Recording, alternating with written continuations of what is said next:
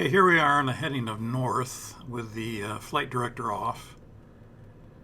And we're going to disconnect the autopilot. Well, I think we disconnect the auto throttle first and then disconnect the autopilot. And then after we do that, notice what your power setting is, notice what your pitch is. So autopilot's off. Notice the pitch is about 2.5 degrees, sitting on top of the 2.5 degree line. Power is about 65% N1. We start into the steep turn, passing 30 degrees of bank.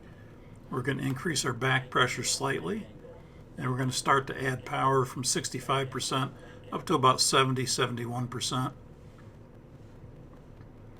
So you'll notice I'm there at 45 degrees of bank. And notice the pitch is around 5 degrees. It's cutting right through the box. The 5 degree line is cutting right through the box. You notice my bank angle's coming out a little bit, and I got to feed it back in there. That's just from the nature of the stick, I think. And now you'll see that I have no pilot monitoring to call out 30, 20, and 10, so you'll notice that I'm not used to scanning my own heading.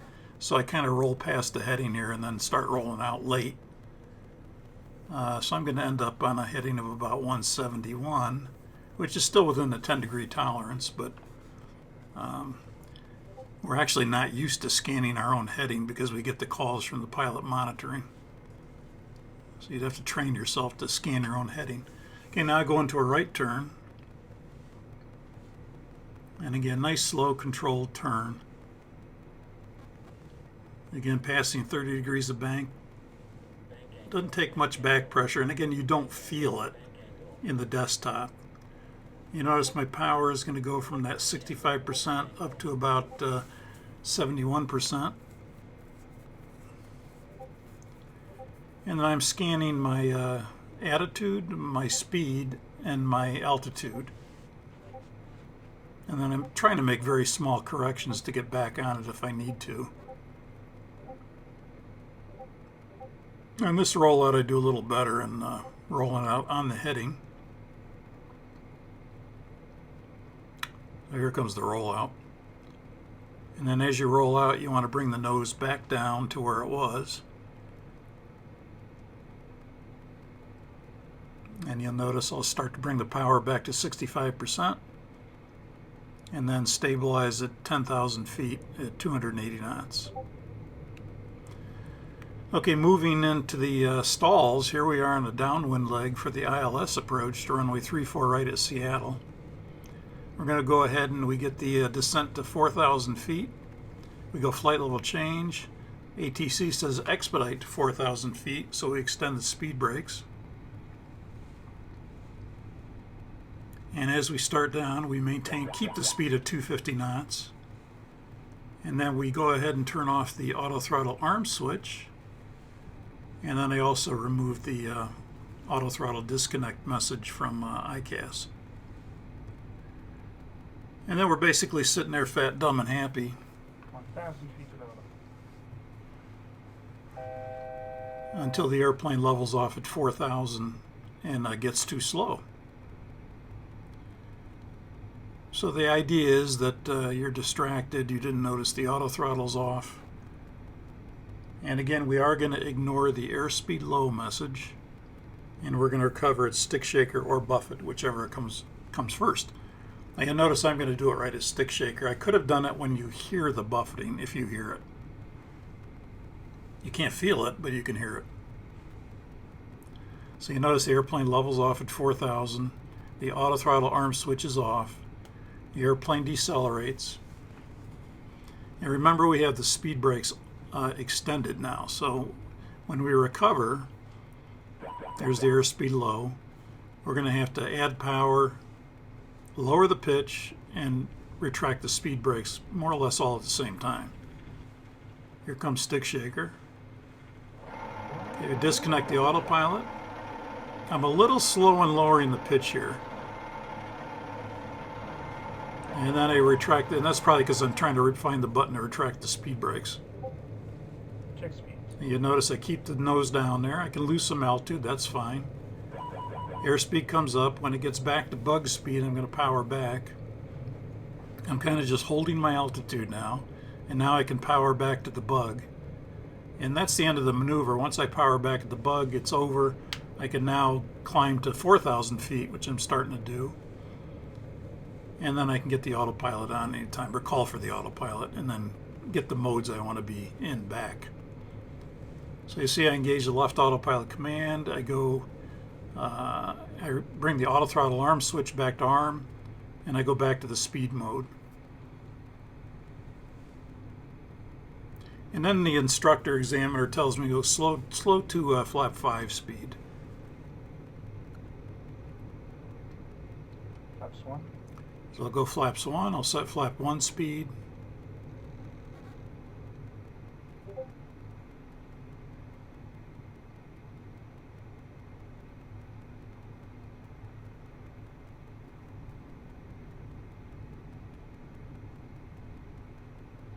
Flaps high. And we go to flaps 5 and flaps 5 speed. And once we get on flap 5 speed, that's usually the point where the instructor or examiner will tell you, or he'll spin the heading bug himself maybe, to a base leg. And then he'll disconnect the auto throttle from the auto throttle arm switch up on the mode control panel. I notice I just turned it off. I turned the heading bug, turn that off. We disconnect the auto throttle disconnect message to get rid of it. Autopilot's engaged, but the arm switch is off. The speed's dropping. And again, we let it drop. Ignore the airspeed low. Once we get stick shaker, we're going to lower the nose, level the wings, and increase the power back to the bug speed. So there's the airspeed low. We ignore it.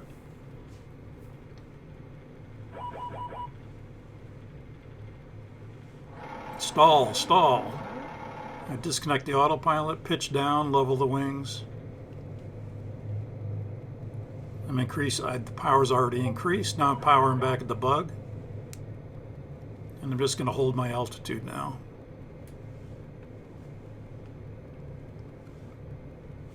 And now once I'm stabilized, like I am right now, I could continue the climb back to 4,000.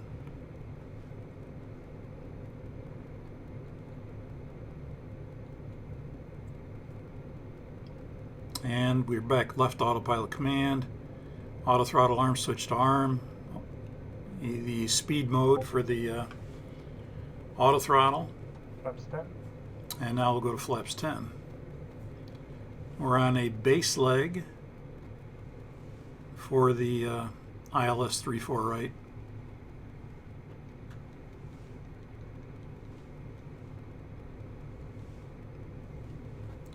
And we'll be descending from Clues inbound to Buck, and then for the approach.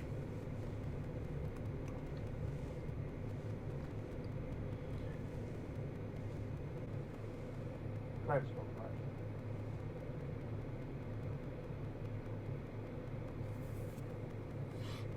Okay, you'll notice the glide slope's moving now. We'll intercept the localizer here shortly. The glide slope will move in slower because you're further out from the airport. If you were closer in, it would come in faster. So I'm not going to lower the gear yet because I know that glide slope's moving slowly. Localizer is alive.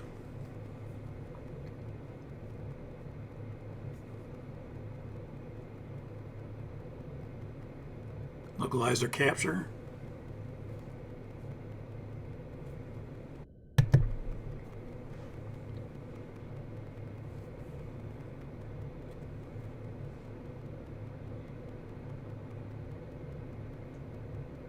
And right in here, we go gear down flap 20.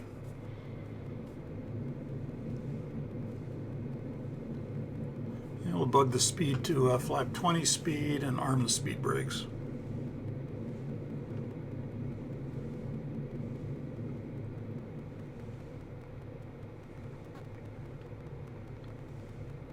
Glide slope capture will go to flaps 30.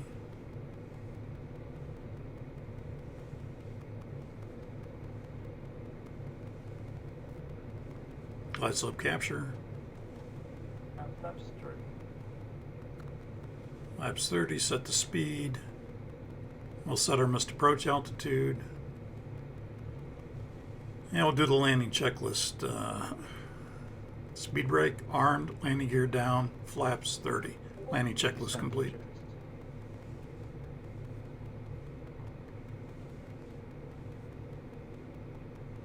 Now you notice the instructor reaches up, disconnects the auto throttle arm switch, gets rid of the auto throttle disconnect message, which the student can do from the control column.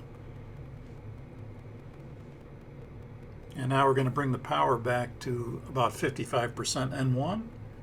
Would work good in the simulator or the airplane, but in the Airwinks I had to pull it back a little bit more because it just wasn't slowing down enough. So we kind of watched the deceleration rate.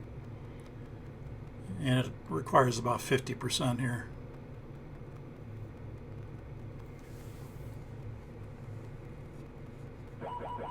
Here's the airspeed low, we ignore that.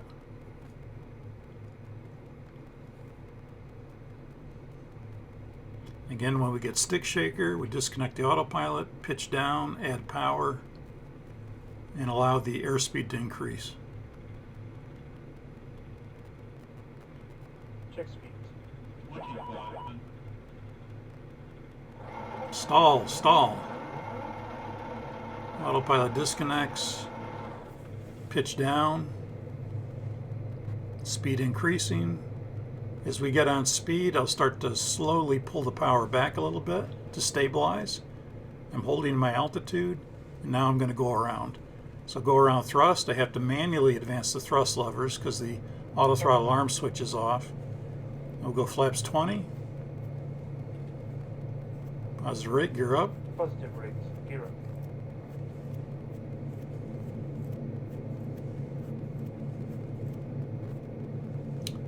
And then I got the left autopilot on command.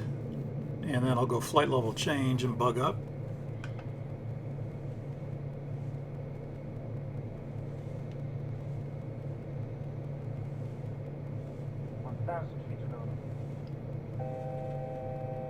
And I'll go flaps 10.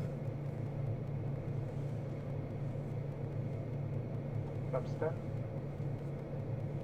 And notice we're in toga for roll, and that's maintaining ground track until I go to LNAV, which I do now.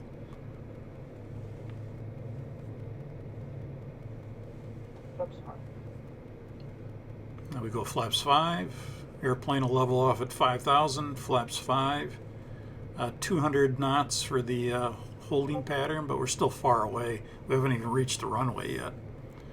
So we cross Kola at or above 3,000 to go to Magnum at 5,000 to hold. So we just continue following, unless ATC gives us further instructions, but that's pretty much the end of the maneuver right there. So you can give these a try, because these are how we do them. Hardy actually did a nice job in fixing the stalls. So when you did these in the Airwinks before, you wouldn't even get stick shaker. It would get close and the airplane would start descending, and you really couldn't do a good stall. So I talked him into changing it, and he did a beautiful job changing it because it works just like the simulator now. So anyhow, that's it for steep turns and stalls. Give them a try on your own. Have some fun with them. And Captain Al out.